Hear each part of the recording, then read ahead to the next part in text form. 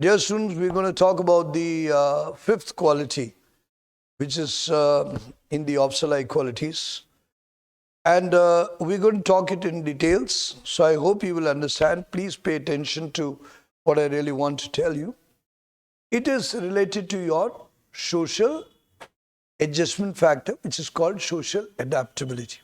And why am I talking about all these qualities? Because if you really understand them, adapt them, it is going to make a lot of change in your mindset and your selection.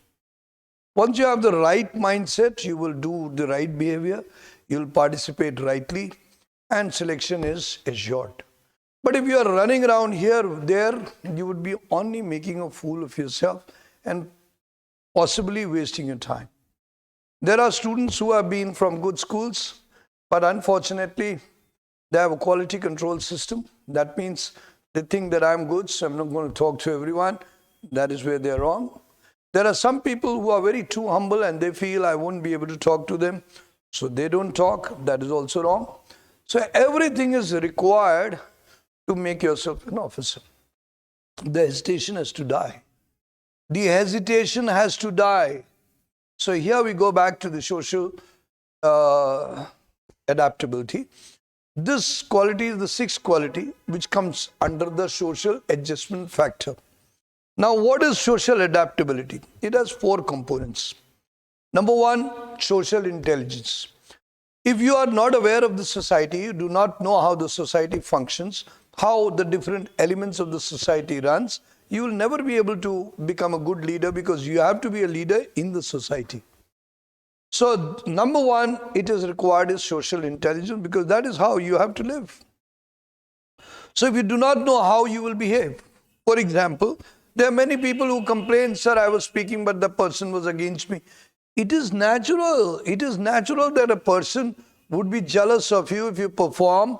There will be people who would be critical of you. There will be people who will oppose you. But do you have to take a shotgun and shoot them? No.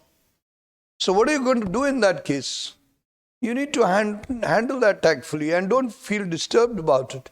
That is why many people have come across that saying that the elephants walk and the dog barks. Why? It is to make you relaxed. Now this is a part of social intelligence. In this social intelligence, you do not overreact because you know that this is part of it. There are some people who say this is a donkey. Well, it's understood, so you handle him properly. Oh, this guy is a snake, so never mind, you should understand.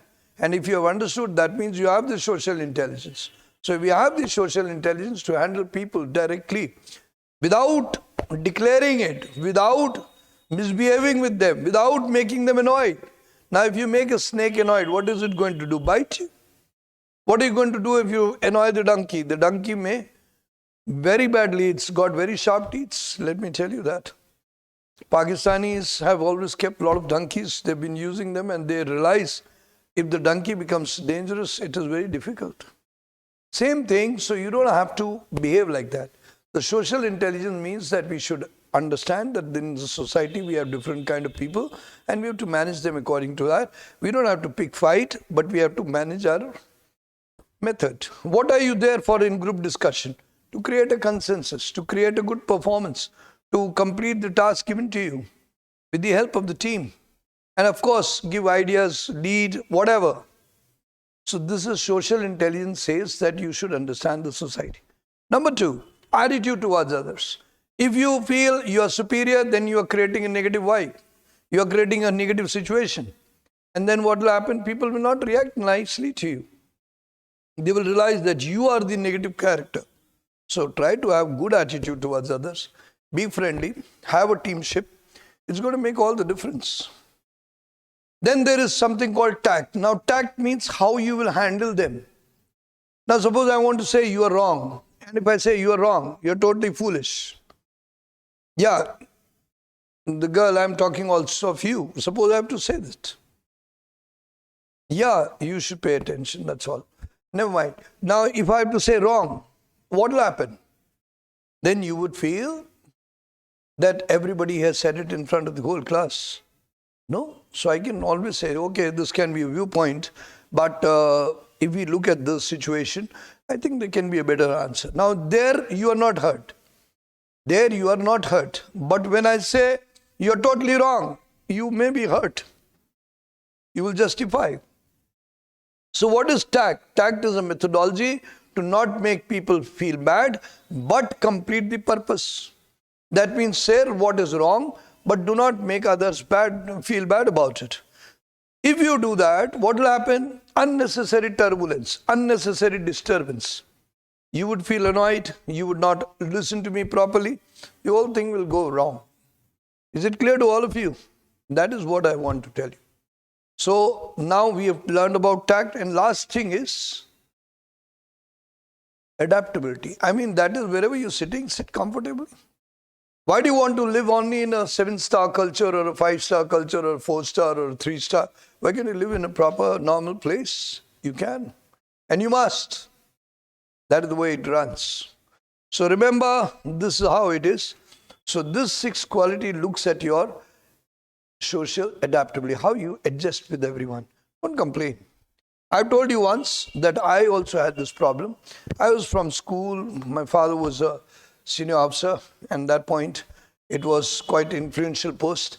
So I used to get a lot of facilities, and somewhere with all the discipline, I used to have an edgy attitude. Okay, this is not good, this is not bad, this is not. And in the process, what I used to do, I used to somehow feel this is not that good, this is that. And what I was doing is categorizing. And as a result of categorizing, what was happening?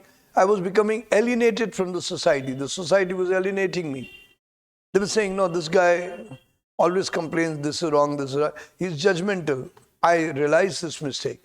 I corrected it. I told you, all your psychological correction, you are the doctor, you are the patient, you are the patient, you are the doctor, you are the doctor, you are the patient. I mean, that means you yourself can correct yourself. So I hope you understand this quality. If you go down in terms of SSB, you will find, you will write a story which will show how a person went here and adjusted himself.